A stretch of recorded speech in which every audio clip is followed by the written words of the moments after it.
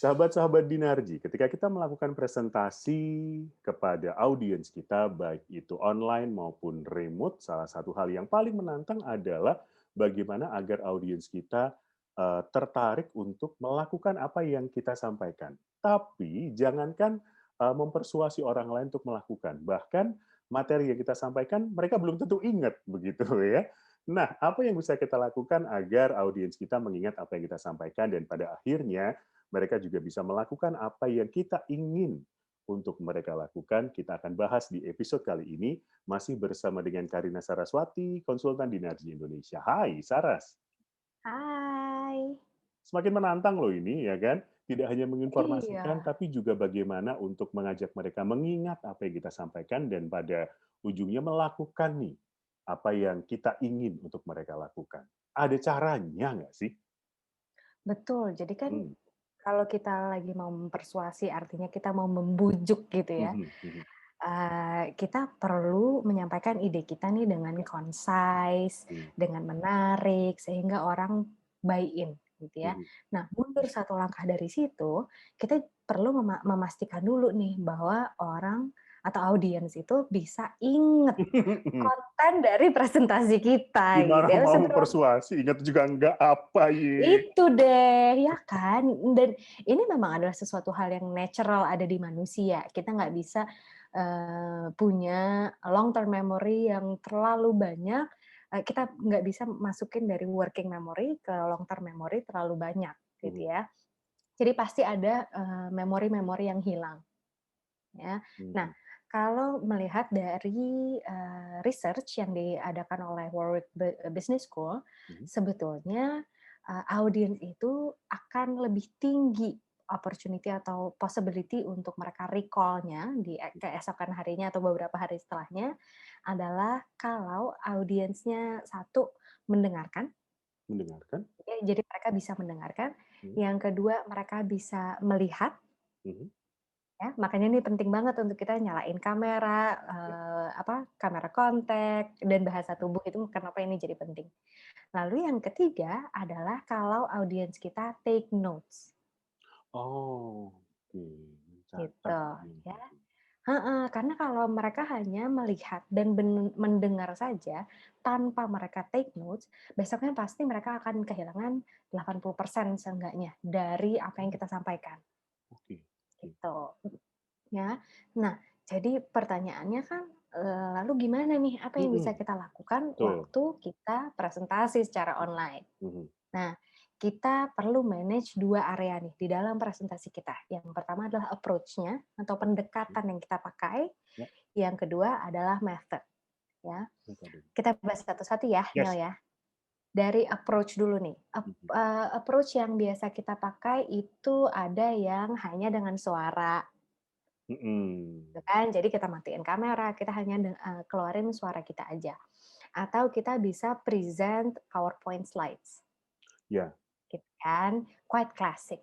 mhm, Lalu kita bisa melakukan demo dengan pakai papan tulis, oh ya, ya. Nah, kayak kita waktu zaman sekolah kan sebetulnya guru kita menggunakan metode ini karena mhm, memang, eee, waktu guru kita nulis di papan tulis, mhm, kita sambil melihat dan mendengar apa yang dia omongin, kita tuh sambil menulis di, memori kita sendiri. oh, Jadi prosesnya berjalan bersamaan, sehingga kita akan, lebih tinggi kemungkinannya untuk ingat besoknya, I gitu. see, Nah, ada oh, satu lagi sebetulnya yang bisa meningkatkan, eee, possibility kita untuk bisa mhm, persuade orang mhm, atau persuade audiens kita adalah kalau, audiens kita terlibat.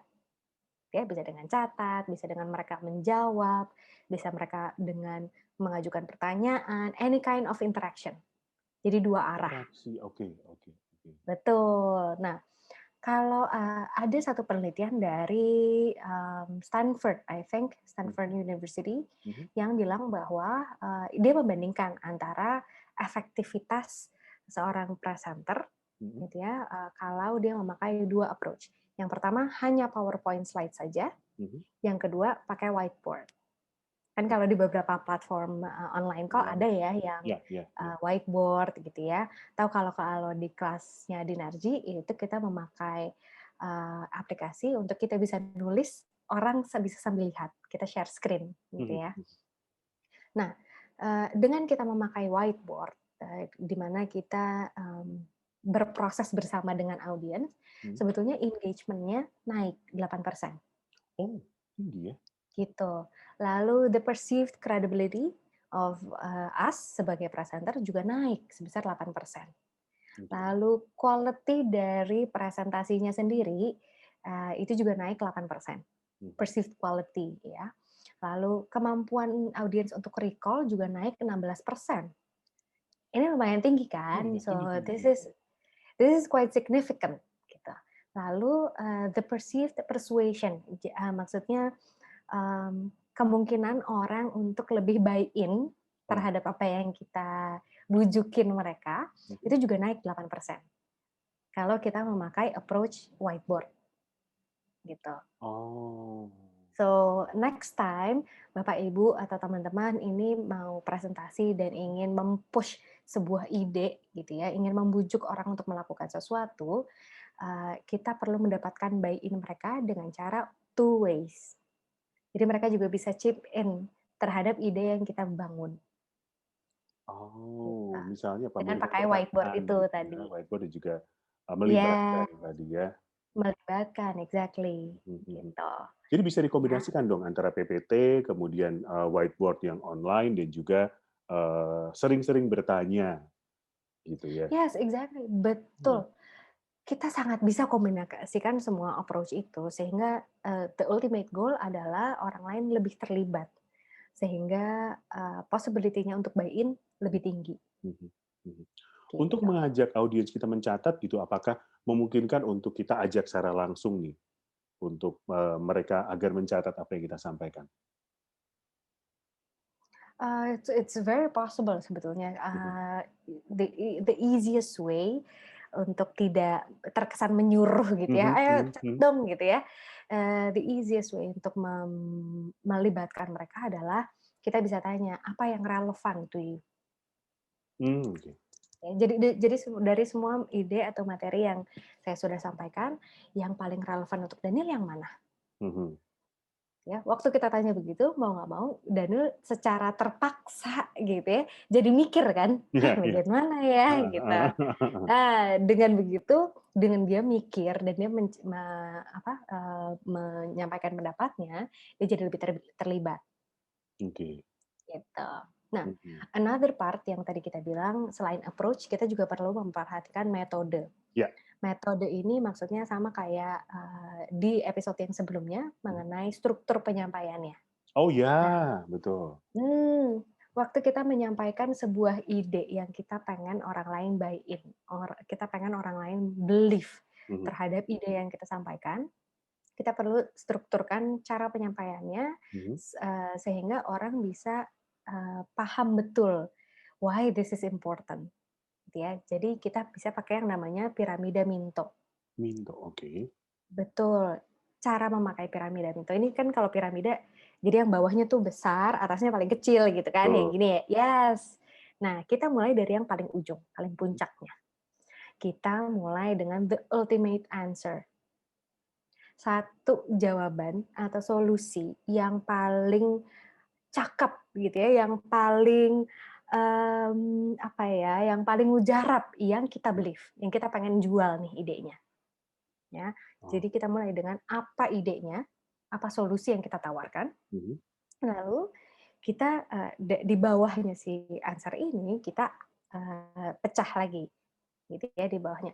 Kenapa solusi ini jadi penting? Mhm. Kenapa kita menganggap bahwa solusi ini adalah yang paling efektif? Karena satu 2 3. Oke, oke. Gitu. Waktu orang lain bisa paham kenapa kita bilang solusi ini adalah yang paling efektif, Mmm, setidak-tidaknya dari perspektif kita ya, orang bisa menjadi lebih buy in, mhm. karena mereka tahu the logic behind, Iya, iya. gitu ya. Eee, Kalau kita mau expand lagi nih si piramidanya sebetulnya bisa. Jadi dari kenapa ini jadi penting. Misalnya 1, 2, 3. Mhm. Kita bahas satu-satu ya. Yang satu, kenapa satu ini tuh jadi penting untuk kondisi perusahaan kita sekarang, misalnya gitu. Mhm. Atau kenapa ini jadi penting untuk humanity zaman sekarang. Jadi kita jelaskan kenapa kita memilih solusi itu, why we think it is the most suitable solution for us, dengan taruhnya di belakang. Jadi kita present dulu solusinya, baru the reason behind. Oh, Gitu. oke. Ini semakin ke bawah semakin detail penjelasannya. Betul. Oke. Dan, bagaimana make sure bahwa metode ini, efektif untuk mempersuasi orang lain? Mmm, maksudnya gimana? Sorry pertanyaannya? Jadi, metode-metode ini, efektif untuk, mempersuasi orang lain. Bagaimana, Mhm. kita bisa make sure bahwa ini efektif nih untuk kita gunakan? By research sih sebetulnya jadi Minto Pyramid ini memang dibakukan oleh Barbara Minto dari research-nya dia terhadap Oh, presenter-presenter, di-studi. dia bandingkan antara presenter yang efektif dengan yang nggak efektif, gitu ya. Mhm. For us mungkin, the best way untuk memastikan apakah audiens kita sudah buy in terhadap ide kita adalah kita tanya balik, gitu ya. Jadi kita libatkan lagi. So Ah, this is the idea I ya propose ya to you. ya. Why this is important? Why I think this is the most suitable solution for us. What do you think? Mmm, Apa menurut Bapak Ibu ya benefit dari kita memakai solusi ini? ya ya ya ya ya. Nah kita bisa tanyain lagi Oh, tuh ke audiens kita. baik, Jadi menarik. jadi kayak ada brainstorming juga Ya ya gitu ya ya ya ya. dengan audiens. Melibatkan Gitu. tadi, ya. Mhm. Oke, menarik. Tentunya bisa langsung dipraktekkan ya sebelum saya akhiri di sini. Mari kita recap lagi. Ya bagaimana mengajak audiens kita untuk mengingat apa yang kita sampaikan dan juga mengajak mereka untuk melakukan sesuatu. Silakan. Yes, jadi kita perlu perhatikan 2 area, Mhm, approach dan method, gitu ya, mhm. atau metode. Approach atau pendekatan kita perlu, melibatkan lebih banyak Ya, ke audiens kita dengan cara pakai whiteboard, dengan cara kita tanya, gitu ya, dengan mengadakan visual buat mereka. Yang kedua adalah metode untuk penyampaian solusinya atau ide yang kita jual nih ke, audiens kita, kita bisa pakai Minto Pyramid. mhm. Oke, jelaskan dari yang paling mujarab dan alasan-alasan di bawahnya, semakin Exactly. detail, semakin ke bawah. Oke. Yes. Saras, terima kasih, berguna sekali obrolan kita kok pagi, pagi, siang, sore, Alhamdulillah. malam, kapan pun bisa ditonton Iya. obrolannya ya.